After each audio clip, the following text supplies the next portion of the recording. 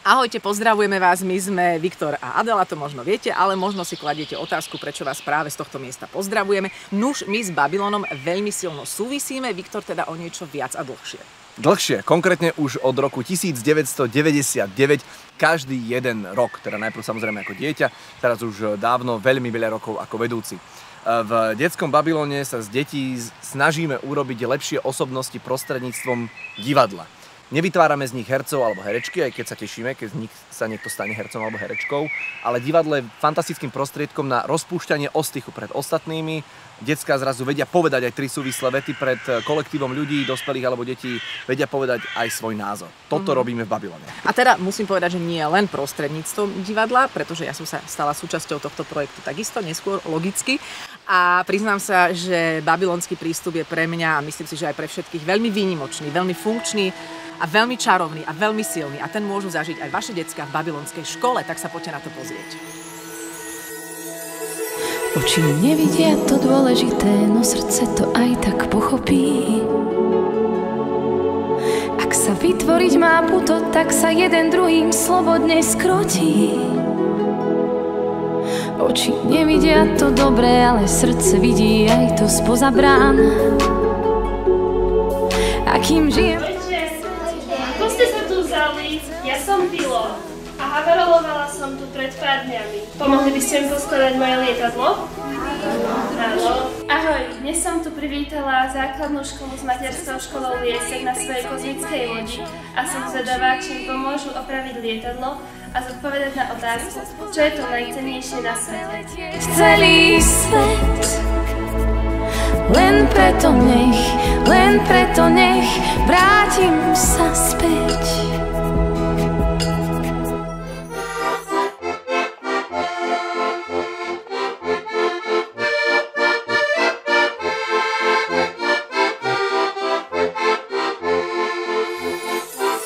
Rúža jedinečne kvitne, ak ju jedinečne niekto polieva.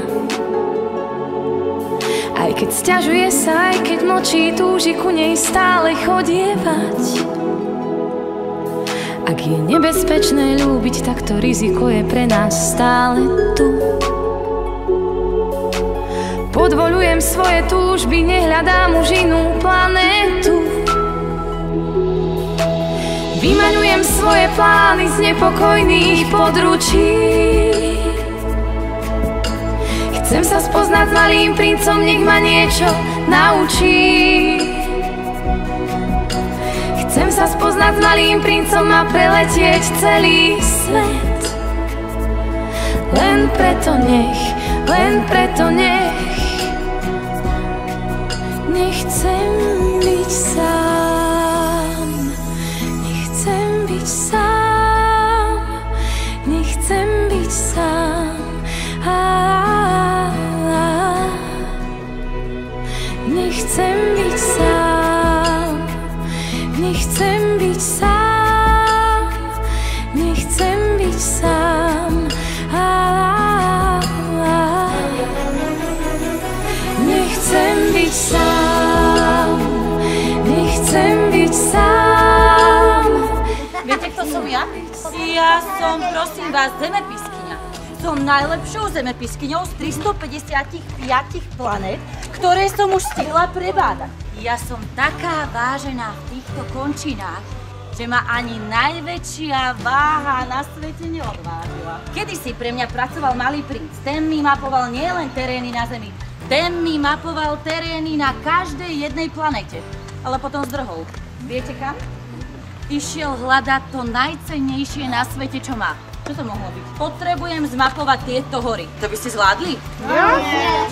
Vašou úlohou, mladý mapovači terénu, bude zapamätať si 5 zvukov a 5 vecí, ktoré v tých horách nájdete, dobre?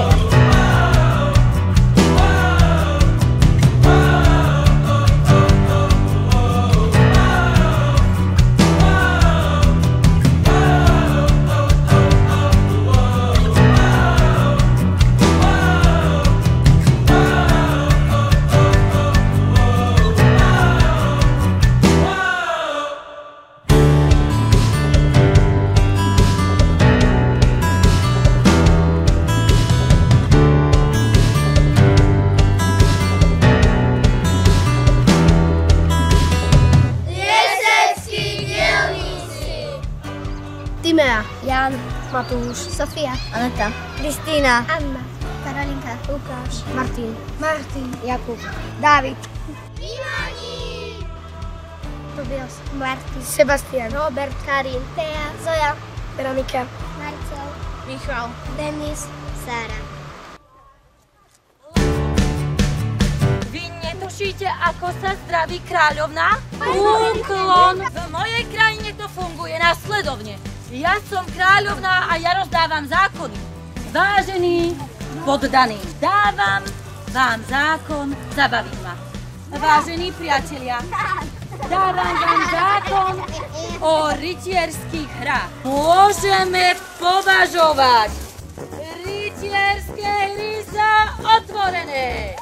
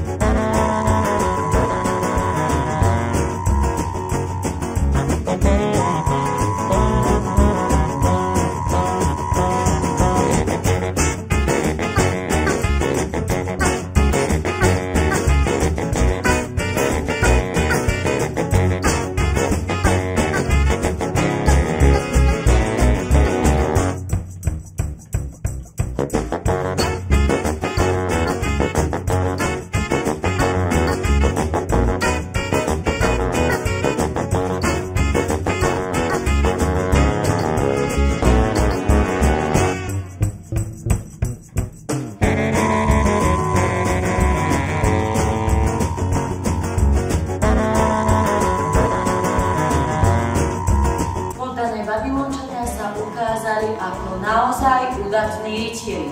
A preto sme za odmenu so Šašom Mašom zorganizovali babylonské bingo. Čuduj sa svete, rytierské hry a aj babylonské bingo mali rovnakého víťaza. Najlepší z najlepších sa ukázal, ale všetci boli veľmi udatní. A tak mne ostáva jediné, byť spokojnou vladárkou.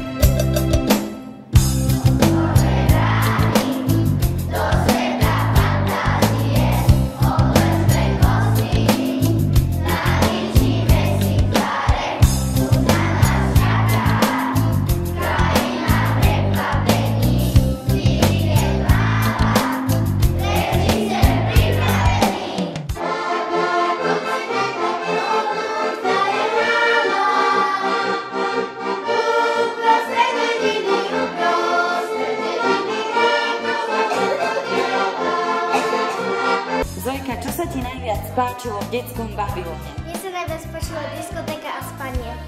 Paráda. Koho si hrala v predstavení? Mačičku. Ó, vieš na mňa niečo povedať? Ňau. Sebik, ako si užil týždeň v detskom Babylone? Dobre som si užil. Páčil sa mi najviac, ako sme trénovali divadlo. A koho si v divadle hral? Bodľáka a kráľa. A pamätáš si aspoň jednu vetu? Nedovolil som ti o mne hovoriť. Pani učiteľky, ako ste si užili týždeň v babylonskej škole v prírode? Bolo to úžasné. Perfektný bol prístup lektoriek, jednoznačne. Takisto komunikácia z ich strany a spolupráca s nami. Takže my sme si to veľmi užili a určite aj deti, veď to bolo predsa najdôležitejšie na tom. Deti mali úžasný bohatý program, či už v interiéri alebo v areáli penziónu Bystrina, v ktorom sme teda boli ubytovaní, čo sa týka spokojnosti detí. Pani učiteľky, veľmi vám ďakujeme a veríme, že sa ešte niekedy uvidíme. Šťastnú cestu! Ďakujeme!